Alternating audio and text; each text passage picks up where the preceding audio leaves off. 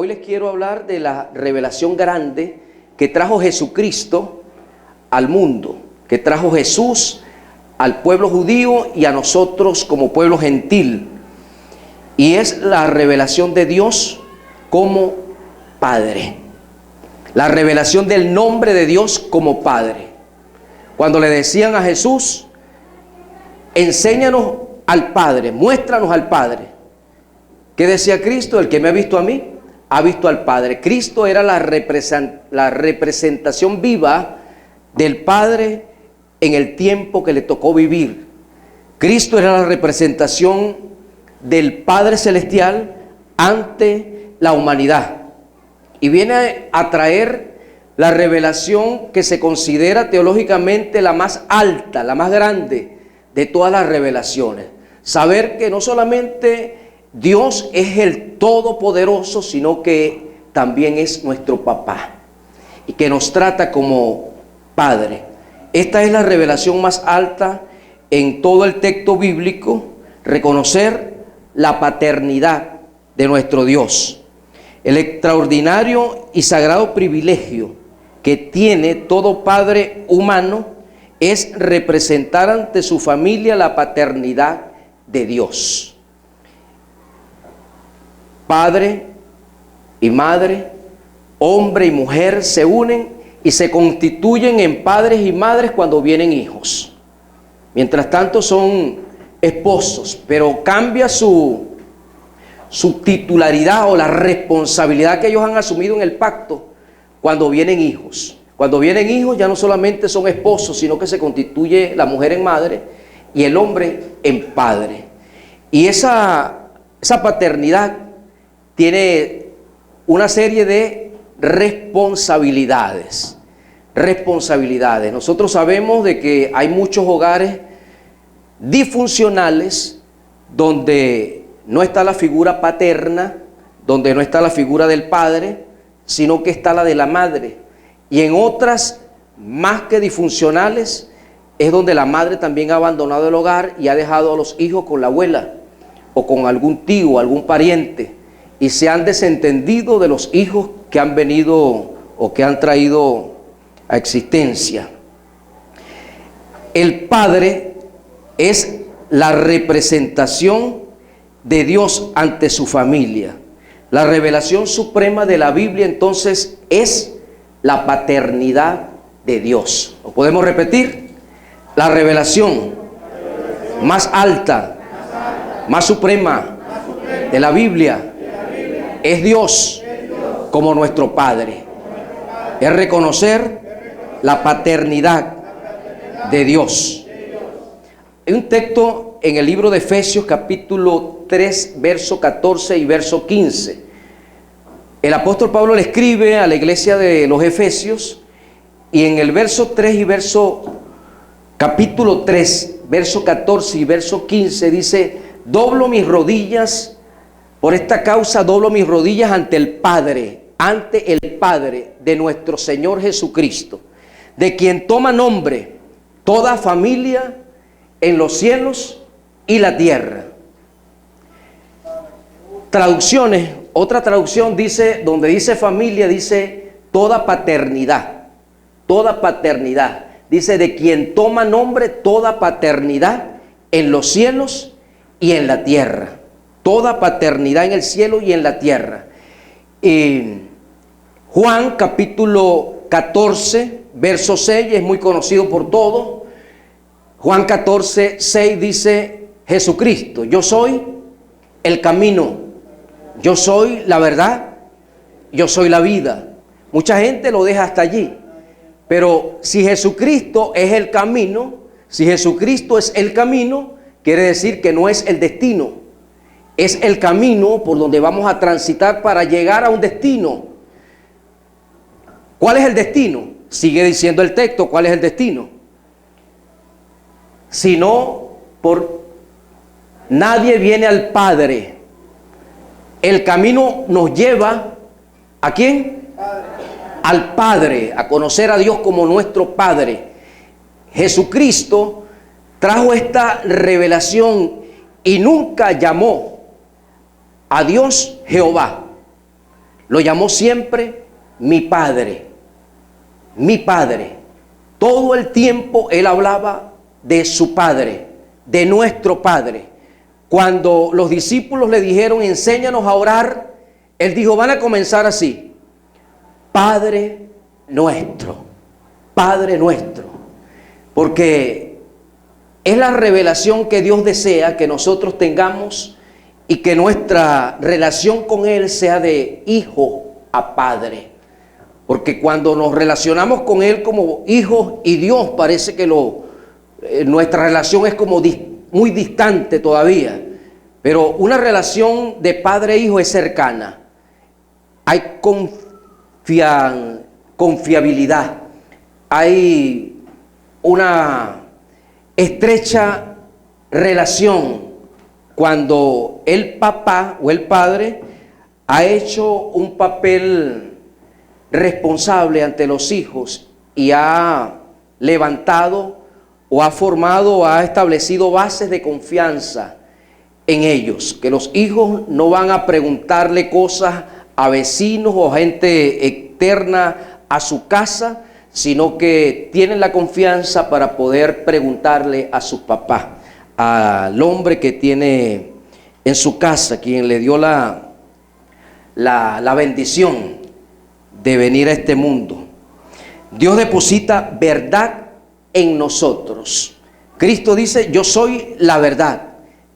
El Padre ha depositado verdad en nosotros por su Hijo. Jesucristo es la verdad en persona.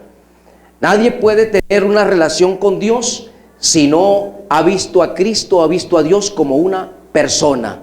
Hoy la persona que vive de la deidad en la tierra se llama el Espíritu Santo de Dios. El Padre está en el tercer cielo.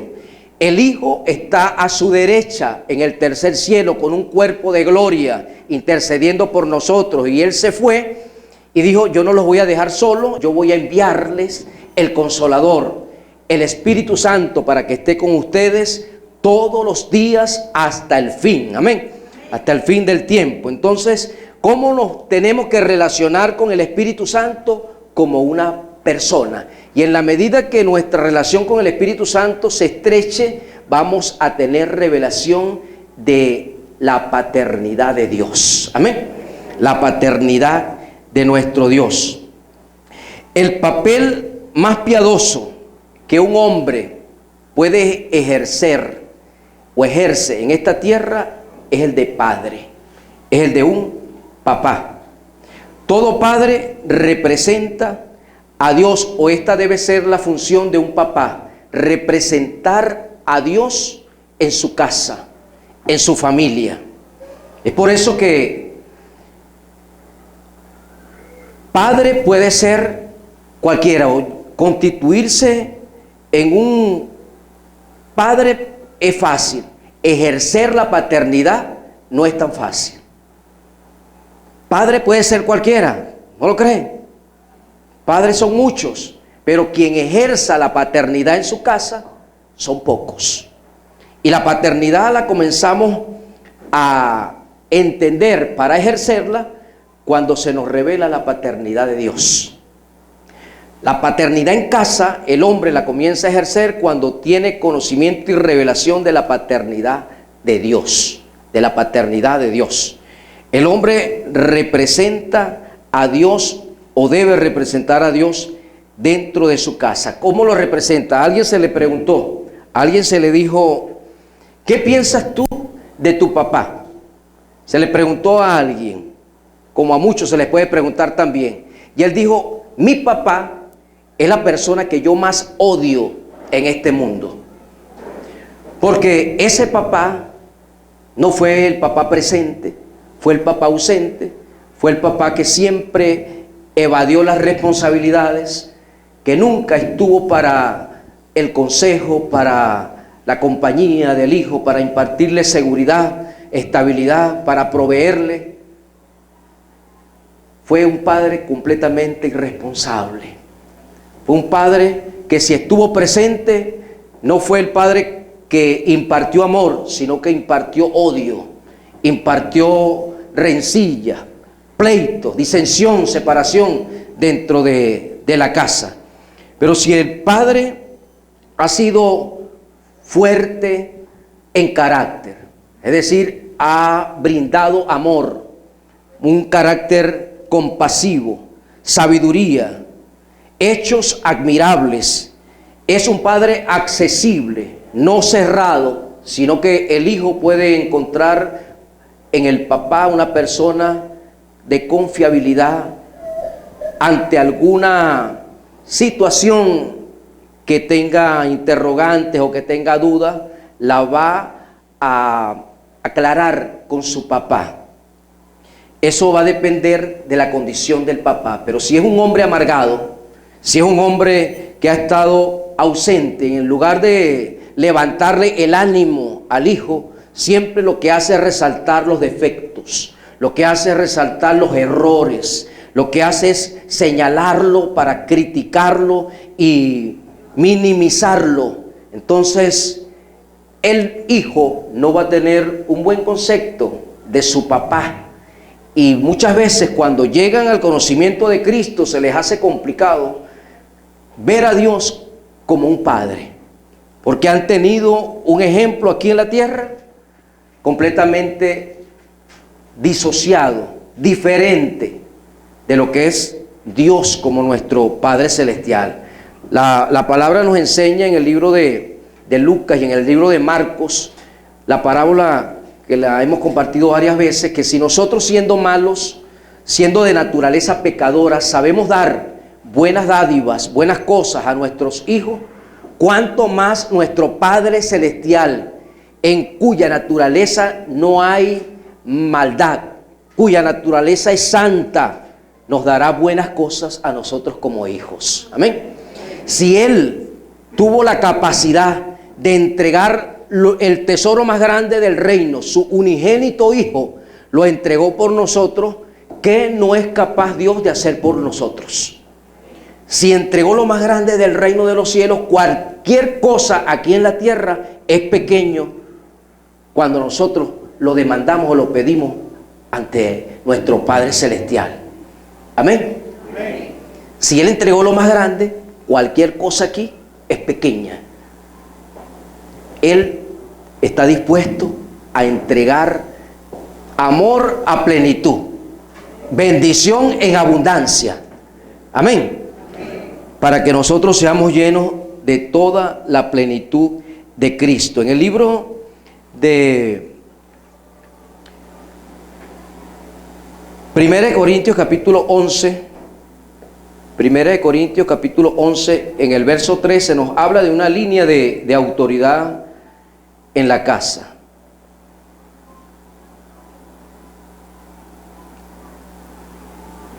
Verso 3 en adelante.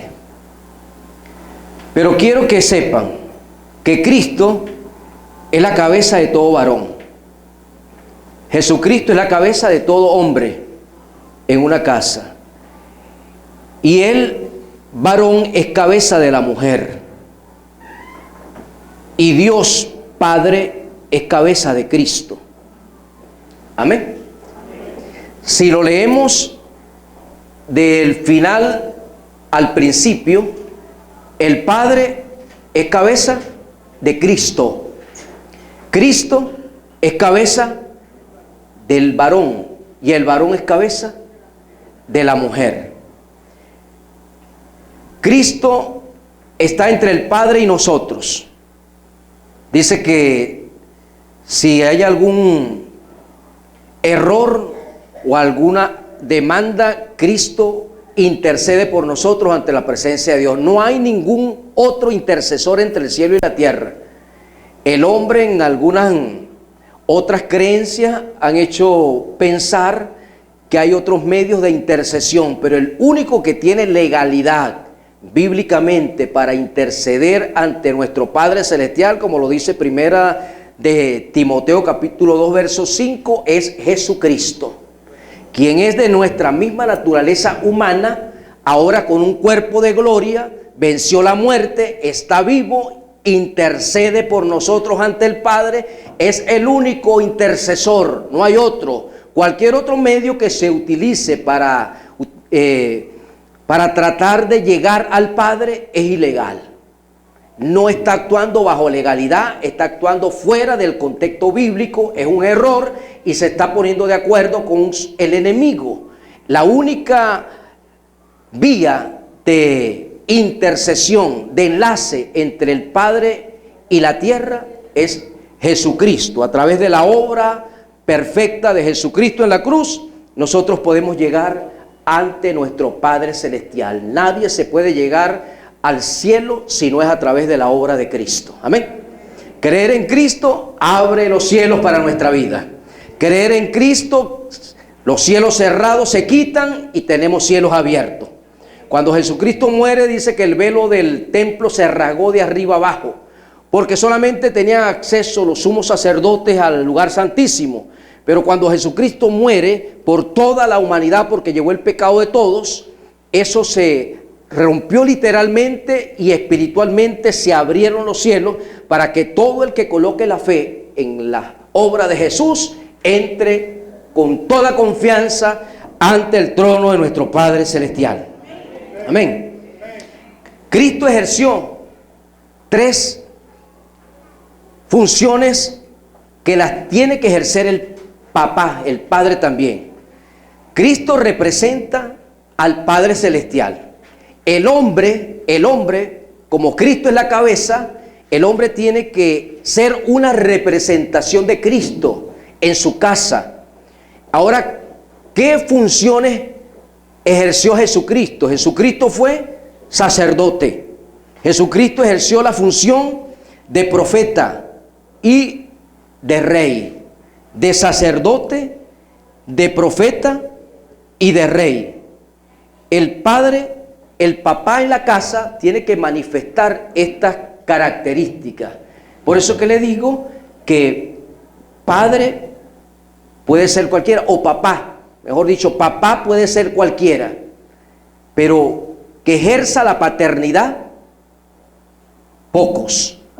Espero que todos los que están aquí, todos los hombres que ya son padres y los que están preparándose para hacerlo y los que serán más adelante, puedan caminar en la revelación de la paternidad de Dios, los principios que vamos a compartir hoy también, y puedan levantar familias estables bajo la bendición del Padre, del Hijo y vivificados por el Espíritu Santo de Dios. ¿Qué era lo que hacía un sacerdote en el Antiguo Testamento? ¿Cuál era su función? Recibir un cordero, presentar un cordero ante el Padre, ante Dios, en un altar, sacrificarlo, derramar sangre a favor de la gente, a favor del pueblo, pero tenía que haber un sacrificio de sangre en un altar. El sacerdocio hoy de los padres tiene que ser también de un sacrificio. Pero ¿qué sacrificio es el que presenta el Padre hoy? Ya hoy nosotros no podemos estar sacrificando animales en un altar porque estaríamos en prácticas de brujería y prácticas de hechicería. Solamente los santeros, los brujeros, los paleros, los que practican toda esta serie de ocultismo, son los que sacrifican hoy animales. Pero el sacrificio bajo el cual nosotros estamos ya se realizó. Ya se hizo. Ahora nos toca a nosotros seguir sacrificando por nuestra familia, porque nosotros somos los representantes. El Padre, hoy les hablo principalmente a los padres, y también tocaré un poco acerca de las madres, pero principalmente a los hombres, porque el hombre desde un principio Dios le dio responsabilidades, y bajo esa responsabilidad Dios le otorgó autoridad. Autoridad, junto con la responsabilidad viene la autoridad. Dios no da autoridad a quien no asume responsabilidad. Una persona que no esté dispuesta a asumir responsabilidad en casa carece de autoridad. Es por eso que tienen hogares un desastre, hechos un desastre, un despelote, porque no hay autoridad, y la autoridad se carece porque nunca ese hombre asumió la responsabilidad que le corresponde. Hoy nuestra responsabilidad como hombres es sacrificar intercesión a favor de nuestra familia. Interceder a favor de nuestros hijos y matrimonio. Nuestro núcleo principal, esposa e hijos. Intercede también por padres, hermanos de sangre, pero su principal función en la casa, a los matrimonios, el papá, el hombre, es interceder, orar por sus hijos, orar por sus hijas. Y lo tiene que hacer principalmente con sabiduría de Dios, abriendo los cielos, como dice el Salmo capítulo 100, verso 4, entrar por sus puertas con acción de gracia. Estaba leyendo de un misionero que fue a la India, misionero norteamericano que fue a la India, y en esa misión conoció a otro evangelista. Ese otro evangelista que conoció allá, él le veía muchos errores, le veía fallas, le veía debilidades. Entonces, cuando él oraba, se acordaba de este hombre, llegó ante la presencia de Dios y comenzó a decirle a Dios los errores, las fallas, las debilidades que él observaba en ese hombre. Y el Espíritu Santo los redarguye y le dice: ¿por qué mencionas los errores de él si yo los redimí? Yo los justifiqué a él, así como te justifiqué a ti también. Y él dijo que eso lo golpeó en su interior y comenzó a agradecerle a Dios por la vida de ese hombre, que con errores y todo estaba en Cristo. Con errores, con fallas, él tenía una búsqueda del Señor, como todos nosotros. Nadie llega a ser perfecto después que reconoce a Cristo. Nosotros estamos en un proceso y ese proceso va a seguir hasta que Cristo venga. Amén. Cada día debemos procurar ser mejores, por supuesto, aprender y practicar lo que la palabra de Dios nos revela. Pero cuando él comenzó a agradecerle cada día por aquel hombre, este hombre fue cambiando, él fue viendo cambios a favor, positivos, y se constituyó en un tremendo ejemplo en aquel lugar también.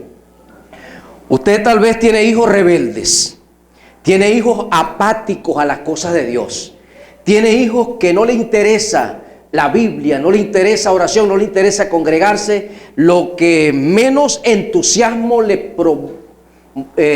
ven sus hijos es a las cosas de Dios. Tal vez puede ocurrir así. Se invitan a una vigilia y los hijos: no, tengo una reunión con otros amigos por otro lado. Ayuno, ven un desgano. La iglesia, cuando tenga ganas y me levante temprano, voy. Pero ven un desgano. El papá tiene la responsabilidad de interceder. Cuando no está el papá, ¿a quién le corresponde? A la mamá. Yo sé que la madre también lo hace junto con el padre, y juntos forman un potencial que abre los cielos en tiempo récord, cuando los dos se unifican a favor de los hijos. Pero ¿cómo vamos a comenzar nosotros a interceder por nuestros hijos? Usted no va a comenzar a decir: Señor, este muchacho rebelde, vicioso, que anda en malas compañías, a comenzar a señalarle los errores del hijo. Dile: gracias por el hijo que tú me has dado, gracias por la hija que tú me has dado, gracias porque ellos, por tu palabra, son una bendición, son un regalo que tú me has dado. Y cuando usted comience a agradecerle en su intercesión por sus hijos, los cambios del reino de los cielos van a venir y van a tocar a sus muchachos. Pero tenemos que comenzar a hacer las cosas conforme a lo que Dios nos enseña. Es fácil ver los errores en la gente, en nuestros hijos más, porque los tenemos cerca. Aunque hay unos que se hacen de la vista gorda, como el sacerdote Elí, que los hijos estaban cometiendo atrocidades y se hacía que no sabía, o se hacía loco. Y Dios le quita el privilegio de la bendición sacerdotal. Entonces, el sacerdote es aquel que intercede, y la intercesión eficaz es aquella que comienza agradeciendo. Amén. El esposo, agradézcale por la esposa. Eso es sabiduría. Sabiduría. Aunque hayan tenido un día tal vez acalorado con desacuerdo, cuando llegue a la presencia de Dios, agradézcale. Agradézcale por esa mujer, pero agradézcale por los hijos. Agradezca a Dios por su matrimonio. El agradecimiento nos abre puertas. Entonces tenemos que dedicar más tiempo a darle gracias a Dios por la familia que Dios nos ha entregado. Y esa responsabilidad principalmente es del papá. Los padres han delegado o han relegado esa responsabilidad en las madres, porque las madres, la mayor parte de las mujeres o de las personas que asisten a un servicio de oración son mujeres. Cuando se convoca a orar, la mayoría son mujeres. Las mujeres son las que mayoritariamente reciben a Cristo como Señor y Salvador, son las que se disponen más rápido para servir en la obra. Recuerden que las que financiaban el ministerio de Jesucristo no eran los hombres, eran las mujeres. Las mujeres eran la mano financiera del ministerio de Jesucristo. Y agradecer hace que nuestra intercesión sea eficaz. El libro de Job capítulo 1, verso 1 al 5. Job tenía 7 hijos, 7 varones, 3 hembras. Era un hombre rico, empresario, un empresario exitoso en su tiempo. Del capítulo 1 al verso 5 del libro de Job, comienza a narrar lo que él hacía a favor de sus familias, a favor de sus hijos. Y dice la palabra de la siguiente manera: hubo en la tierra de Uz un varón llamado Job, y este era hombre perfecto y recto, temeroso de Dios y apartado del mal. Y le nacieron 7 hijos y 3 hijas. Su hacienda era 7,000 ovejas, 3,000 camellos, 500 yuntas de bueyes, 500 asnas, muchísimos criados, y era aquel varón más grande que todos los orientales. Lo cierto, en el verso 5 dice: y acontecía que habiendo pasado el turno de los días del convite, Job enviaba y lo santificaba, y se levantaba de mañana y ofrecía holocaustos conforme al número de todos ellos, porque decía Job: quizá habrán pecado mis hijos y habrán blasfemado contra Dios en sus corazones. De esta manera hacía todos los días. Pero llegó el tiempo de una prueba terrible en la vida de Job, y Job pierde los animales. Toda la hacienda que tenía la perdió, y si no tiene animales, no tenía para ofrecer sacrificio. Por eso Satanás, que es el que quita beneficios, Dios no quita, Dios entrega, pero el diablo es el que quita. Le quitó los animales para que no ofreciera, y cuando el sacrificio cesó, ya no había una intercesión eficaz, y el diablo pudo penetrar en la familia y mató a todos los hijos. Murieron prematuramente los hijos. Él cae en una terrible enfermedad. Sin embargo, él se mantuvo con su confianza en Dios. Nunca renegó de las cosas de Dios. Y en el capítulo final, en el capítulo 42 del libro de Job, después que él hace una acción que es la que tenemos que hacer nosotros también, las cosas cambiaron. Usted sabe que su vida fue restituida, sus bienes fueron restituidos. Dice el capítulo 42, verso 7: y aconteció que después que habló Jehová estas palabras a Job, Jehová dijo a Elifaz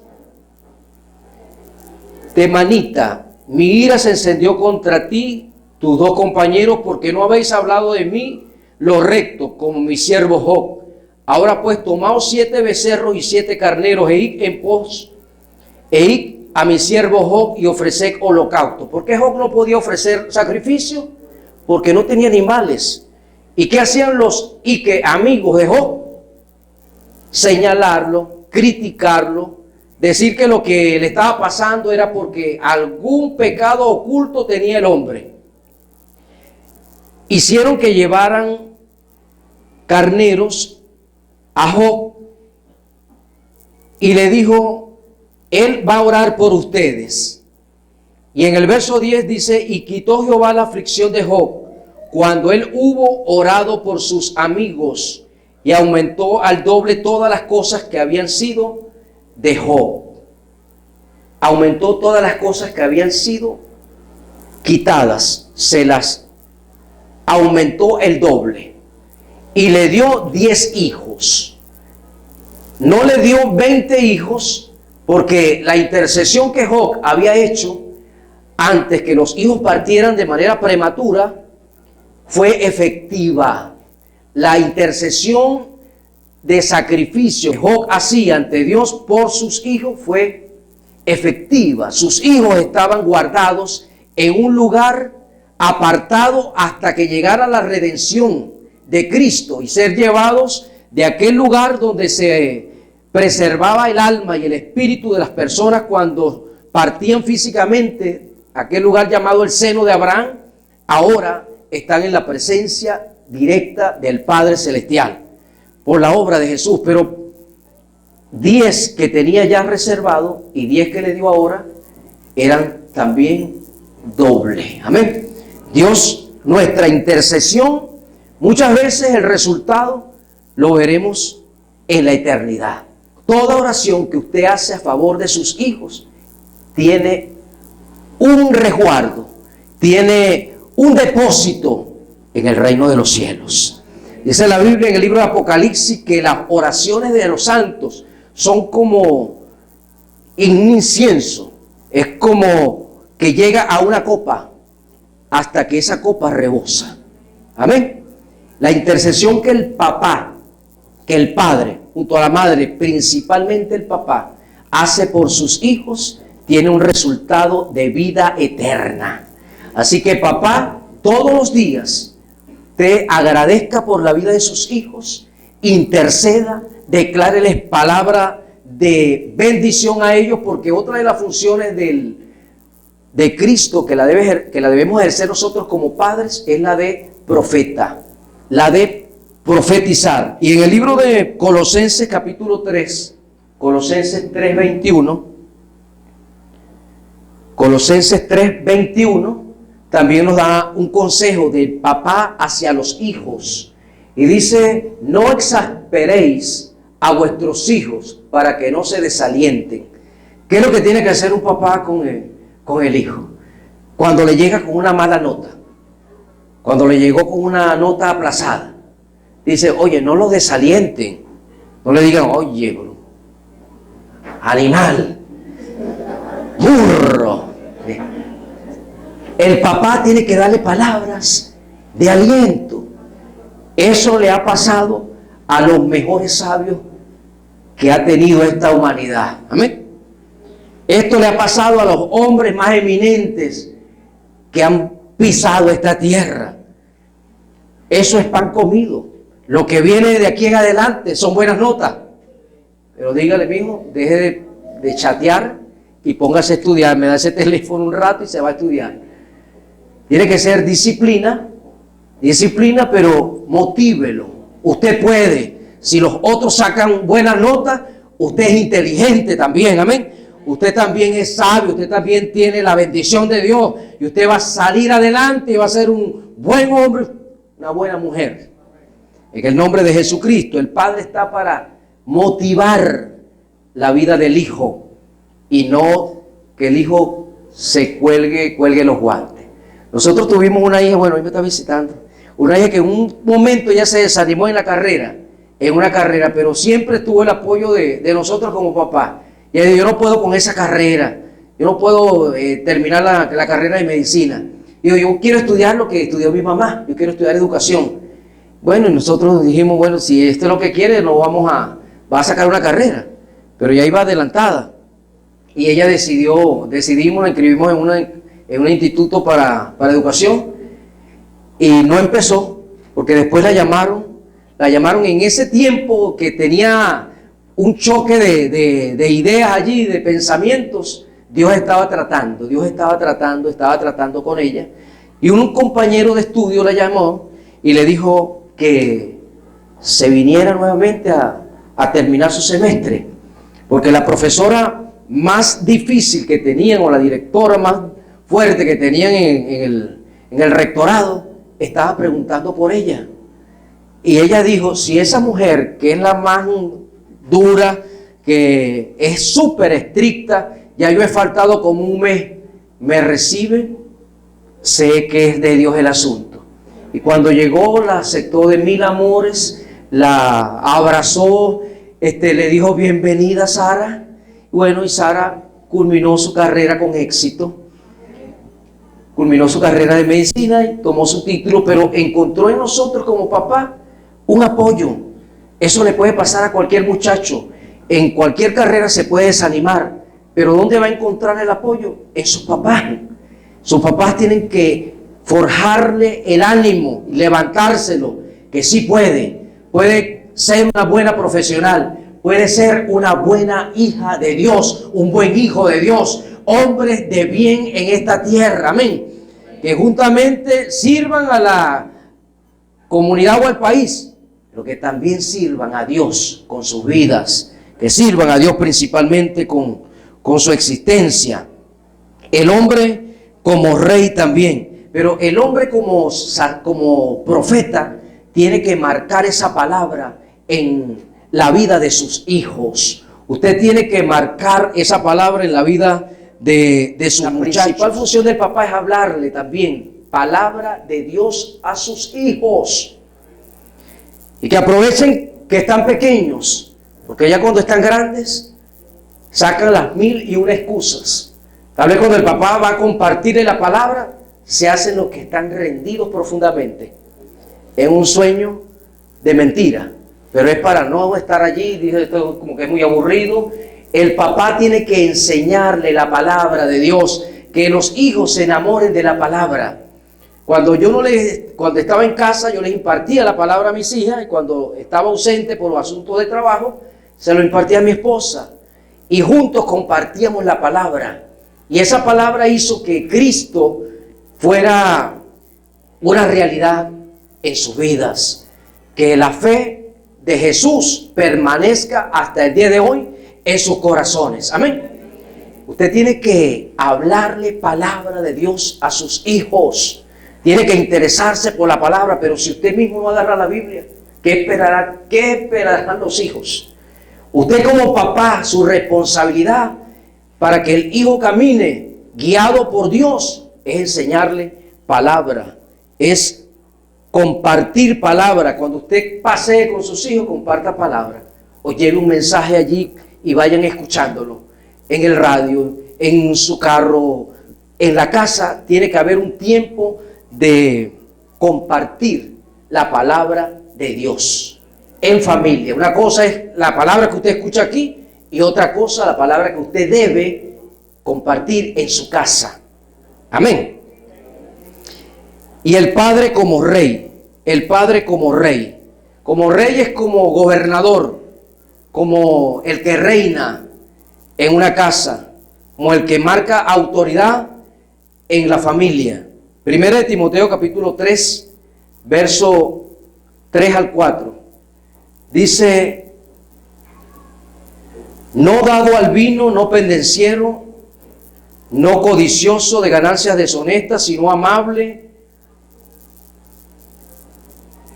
apacible, no avaro, que gobierne bien su casa.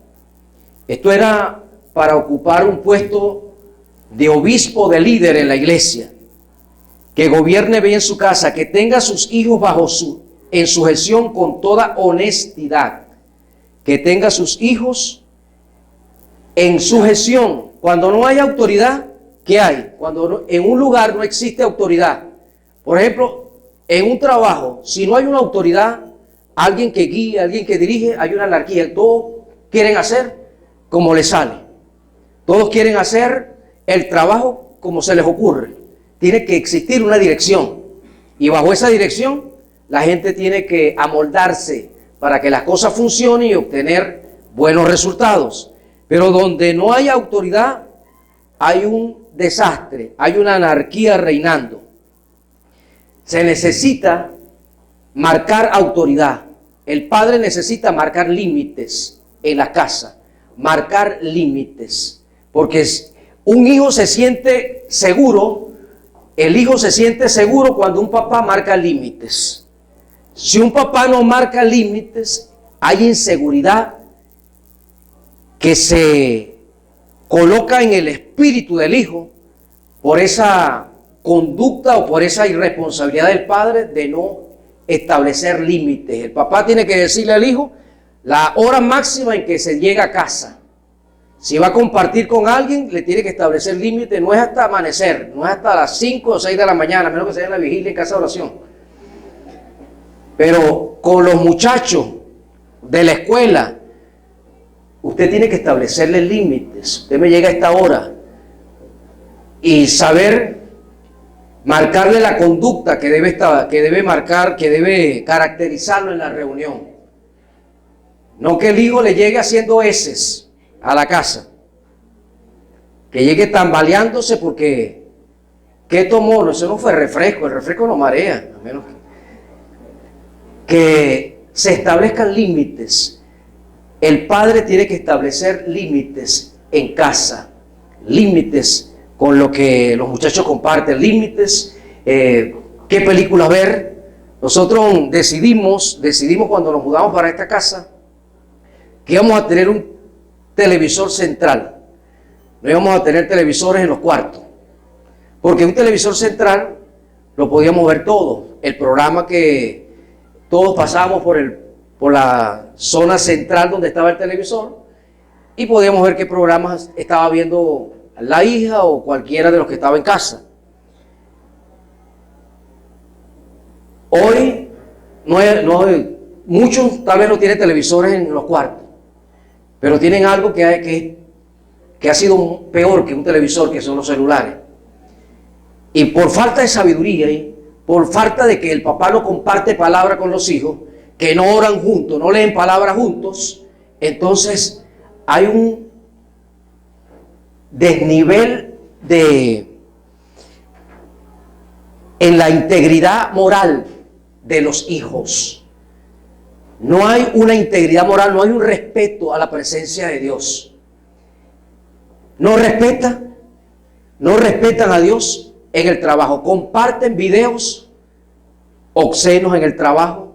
El padre se ríe con los videos que ven de otros compañeros. No marca límites él mismo. Si no los marca él en su propia vida, no tiene autoridad para marcarlos en su casa. Un papá ejerce autoridad cuando él está bajo esa autoridad. Yo no puedo enseñar algo que no practico. Yo no puedo enseñar algo que no formo parte de él. Porque usted me dice, no, ahora es que se puede. Yo puedo enseñar cosas como lo hacían los hipócritas, los fariseos, que enseñaban cosas al pueblo, pero ellos no eran capaces de cumplir lo que demandaban. Usted enseña lo que sabe, pero ¿qué le ministra? ¿Qué queda en el corazón de los muchachos? Lo que usted es, lo que usted es. Usted le puede decir, hijo, tenemos que buscar de Dios. Usted busca. Para usted que esa palabra salga con autoridad, usted tiene que ser una buscadora, un buscador de Dios. El padre principalmente tiene que ser un buscador de las cosas de Dios. Porque si no, no hay autoridad para usted demandarle o para usted ministrarle vida de Dios a sus hijos. Para usted ejercer el papel de rey en sus hijos, que sus hijos puedan ver una autoridad. El padre va a marcar autoridad y va a ejercer autoridad como la tenía Jesús si asume sus responsabilidades. Si el padre no es capaz de asumir responsabilidades, de interceder, de ser un profeta, de tomar la palabra, de dedicarse a enseñar y compartir palabra de Dios con sus hijos todos los días, carece de autoridad. Se puede cansar de hablarle a los hijos y los hijos no le van a hacer caso, porque no hay una autoridad espiritual que te respalde. La autoridad va a respaldar cuando la persona asume la responsabilidad y el compromiso como padre. Un papá comprometido viene aunada a ese compromiso y responsabilidad la autoridad de Dios. Este asunto de paternidad es de revelación. Si no hay revelación, el padre camina sin autoridad. Y los hijos en cualquier momento hacen lo que les da la gana, menos lo que tal vez en ciertos parámetros morales le indicó, le dijo, pero si él no se somete a la autoridad principal, si él no ejerce esa sujeción a la autoridad que es Dios y la palabra, entonces lo que le diga a los hijos va a ser infructuoso, no va a haber fruto. Ustedes padres van a ver fruto en sus hijos cuando asuman la responsabilidad que les corresponde como sacerdotes, como profetas y como reyes. Los hijos le van a agradecer los padres que compartieron la palabra de Dios. Sus hijos le van a agradecer en la eternidad que usted intercedió y oró por ellos incesantemente, día y noche. Los van a agradecer. Usted va a ver resultados aquí y en la vida eterna.